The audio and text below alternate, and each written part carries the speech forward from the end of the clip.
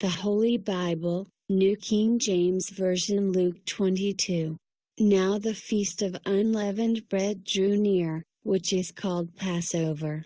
And the chief priests and the scribes sought how they might kill him, for they feared the people.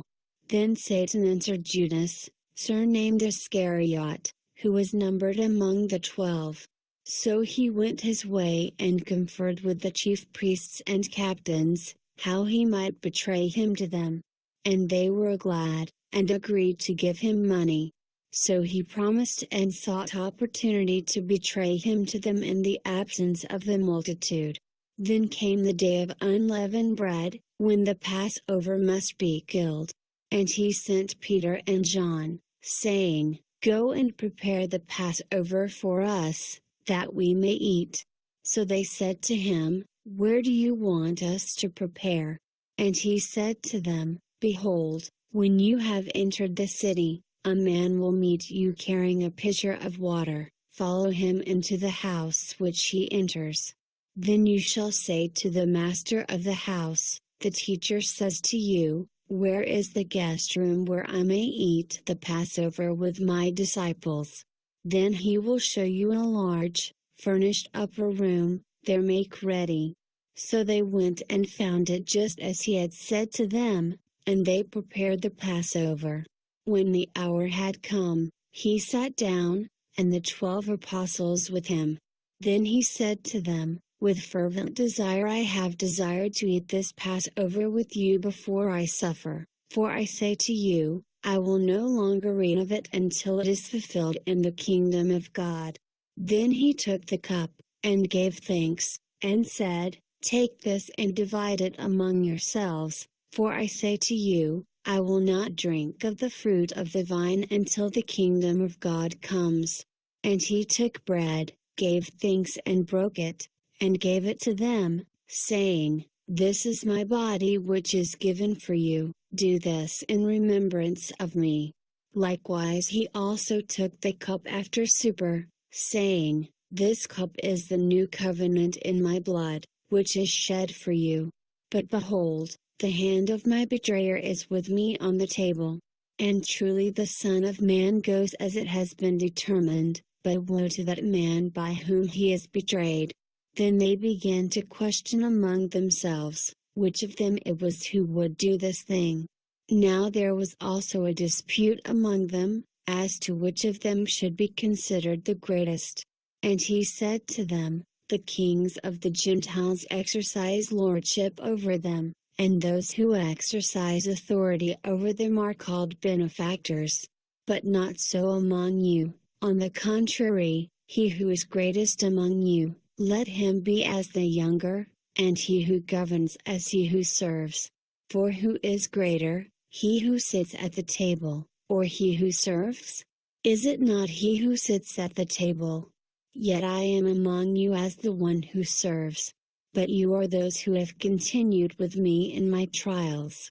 And I bestow upon you a kingdom, just as my Father bestowed one upon me, that you may eat and drink at my table in my kingdom, and sit on thrones judging the 12 tribes of Israel. And the Lord said, Simon, Simon, indeed, Satan has asked for you, that he may sift you as wheat. But I have prayed for you, that your faith should not fail, and when you have returned to me, strengthen your brethren. But he said to him, Lord, I am ready to go with you, both to prison and to death. Then he said, I tell you, Peter, the rooster shall not crow this day before you will deny 3 times that you know me. And he said to them, When I sent you without money bag, knapsack, and sandals, did you lack anything? So they said, Nothing. Then he said to them, But now, he who has a money bag, let him take it, and likewise a knapsack, and he who has no sword, let him sell his garment and buy one.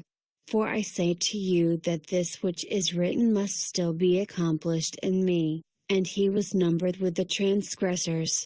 For the things concerning me have an end. So they said, Lord, look, here are 2 swords. And he said to them, It is enough." Coming out, he went to the Mount of Olives, as he was accustomed, and his disciples also followed him.